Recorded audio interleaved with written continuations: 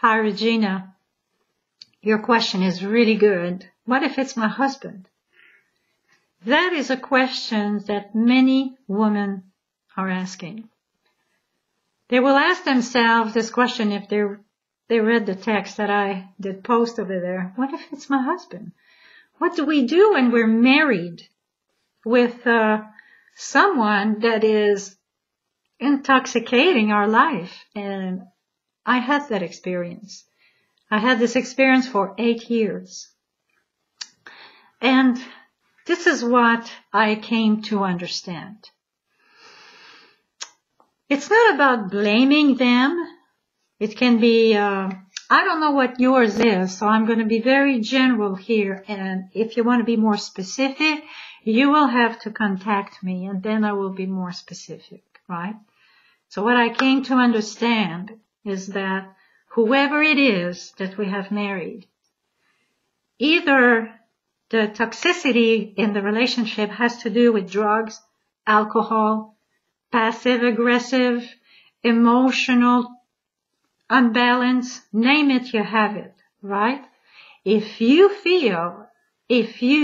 personally, you feel that you are in toxic relationship, well, it's time for you to start doing an inventory in your life, right?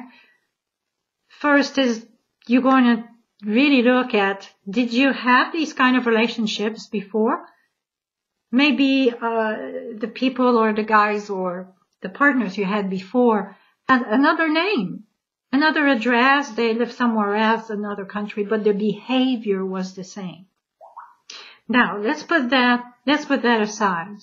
What I came to understand is that my husband at the time, he was in his life at the personal development that he was. So, of course I was very angry and I was very frustrated. And, we had a ton of arguments, and I understand you. I understand you if you say, yeah, well, Louise, you don't understand what I'm living. I do understand. It's very perturbing. It's not fun. We're angry. We're upset most of the time. So, but I had to come to the conclusion that my ex-husband, he was where he was in his life at that moment. And I was where I was in my life at that moment. So, if my expectation of him was, I just want a normal guy, right? I want someone with whom he's going to have his own flaws, if you want. But he will be on a journey. He will be in awareness. He will be on a journey. Well, the person I was with was not having that. And it's not that he didn't know about that. He was not implementing. So, to be clear, my husband, my ex-husband, was a recovering alcoholic. He never had a relapse in 8 years, but trust me, he was not implementing any teaching that you're supposed to do when you're in a program, right? He was not implementing anything. So he was very emotionally discombobulated.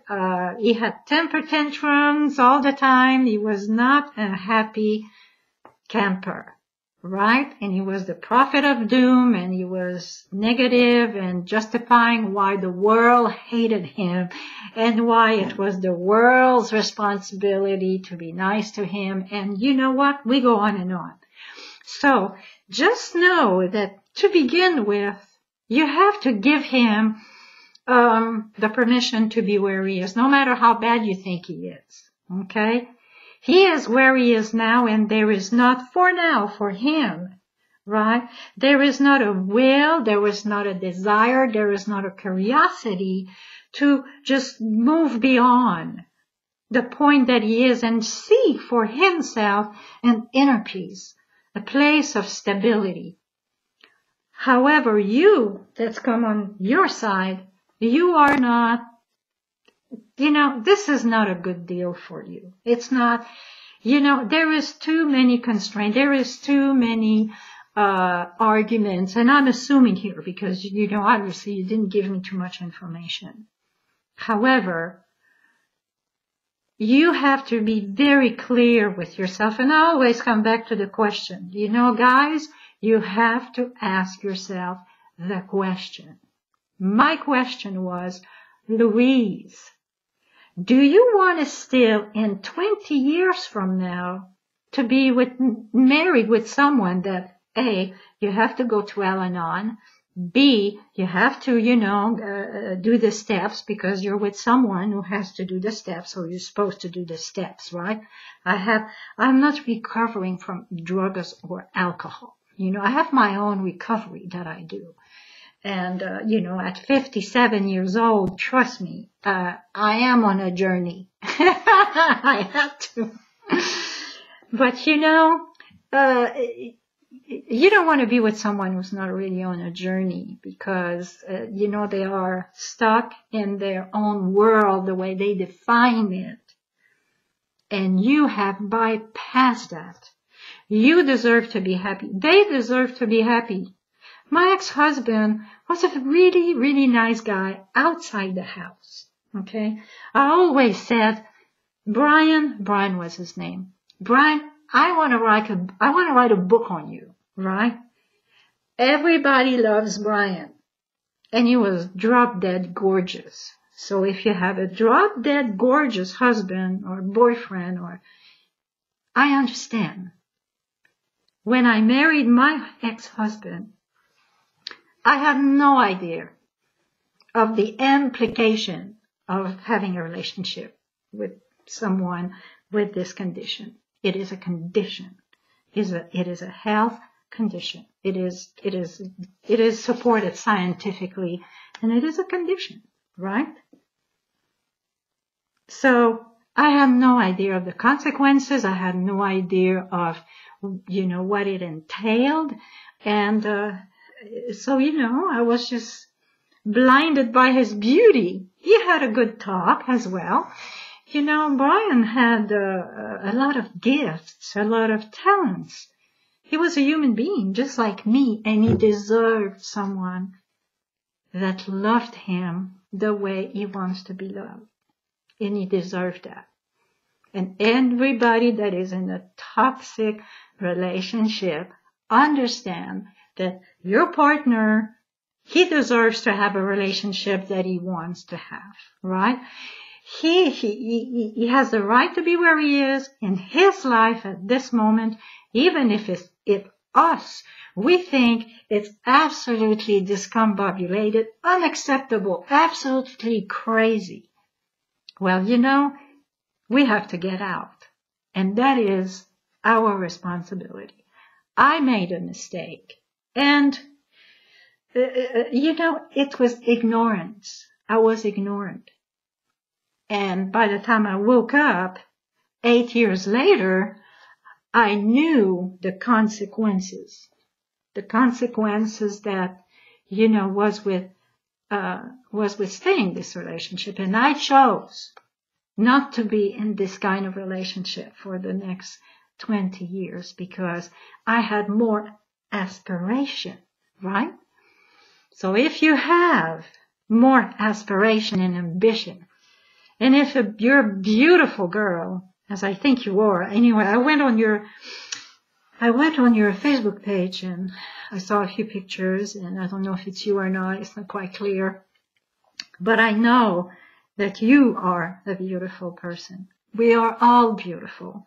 We all deserve to be accepted, to be loved, and the relationship that you want to have, the quality that you want to have in your relationship, you have to go and get it. And if you are in a marriage, and this is not what you want, and really, at the end of the day, what we see is what we get. And even in the first 3 months of a relationship with someone, even in the first 30 days, you will already see the issues. And I saw them, and I excused them, and I just went all over it because my ex-husband was a yoga teacher. He was a meditation teacher. And he had all this beautiful philosophy of growth, but he had it in his mouth. He was, lip service. He was very good at that. He could quote you the Bible and the Upanishad, and he was a fabulous teacher. Fabulous. But he was toxic. I always said to him, Brian, if I was your neighbor, man, we would get along. But living with you, no. So you will do your journey, my beautiful. But the answer is this: they are not to blame. They are not to be blamed. They cannot be blamed because they are where they are at this point of their life, right? We have to grow up, women. We really do have to just wake up and smell the coffee, and that's the same thing for guys, because, men as well, they're going to hit relationships like that. My present husband, who is absolutely cool, but it took me many years to just understand what I really wanted, right? And he had a relationship like that with a woman. He married an active alcoholic. And he had a very hard time, right? And they got a divorce 3 years after. So, he was also ignorant. People with addictions that are in a recovery program, my take is they need to have a relationship with, people like them that are in recovery so they can understand each other much, much better. So, but that's my opinion, right? It stays my opinion. But the first step, trust me, is to understand this very, very important point, is that he is allowed to be where he is just like he is. That's where he is. And I could not blame Brian for that, right? It would have been like blaming you to be where you are at the state of where you are today. It's not your fault. It's not his fault. He is where he is. You are where you are. You have to ask yourself the real question and say, do I want to stay in this for the next 5 years? Is this really, really what the relationship that I want to live? The relationship that you want to live, you deserve it, and it's possible to get that. Don't ever, ever, ever let anybody say, oh, the perfect Prince Charming is not of this world. That's a lie. Okay? The perfect partner that you want, he is there. What we are seeking for is seeking for us. Never, ever forget that. And if I would have had someone who would have spoke to me these words when I was 39, that's more than 20 something years ago, it would have saved me a lot of, toil. However, right? Maybe I would not have met my husband that I have today. But trust me, if you want to get over your anger, over all the emotional baggage that is playing right now, that's a principle you need to understand. You need to allow him. He is who he is right now, and don't blame him for that. That's what I had to do. I had to really come back to me and say, okay, you did that. You married him. You said yes to the altar. You didn't break your arm or anything of that nature, right? He didn't break your arm because he wanted to bring you to the altar, right? Brian wasn't a violent guy. He was a psychologically abusing person. So, that's another thing. However, I said yes to that altar, and I oversaw things. I just let them pass by me. So considering this, you can disconnect of this, blaming game, and it's him, and blah, blah, blah, and he's a this and a that and the other thing, and just come back to you, right? And be clear with you, and then you take action. Once we're clear with us, and we say the yes to ever questions that we are asking ourselves, you will be very surprised to see how opportunities, circumstances, people, phone calls, all kinds of events will happen to you that will allow you to walk through that door. Okay? So this is what I have for you today. Regina. And as I said, if you want to go deeper into this and allow, if you want me to be more specific to your specific situation, well, please contact me. Okay? I love you. Bye now.